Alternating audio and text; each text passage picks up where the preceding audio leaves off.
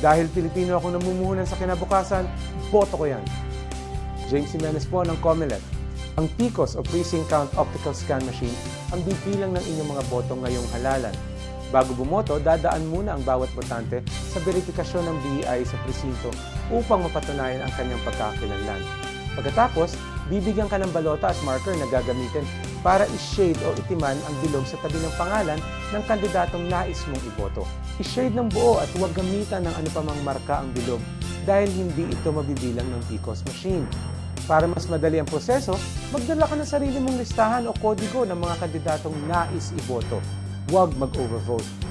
Ang pagboto ng higit sa bilang ng dapat iboto sa anumang posisyon ay magre-resulta ng pagwawalang bisa ng lahat ng ibinoto mo para sa posisyon na iyon.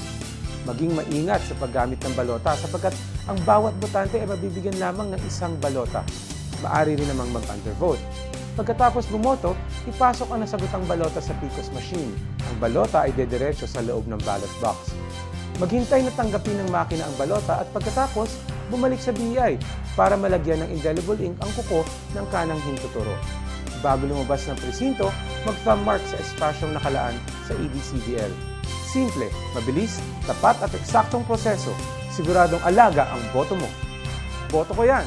James Jimenez ng Comelec po para sa Hatol ng Bayan.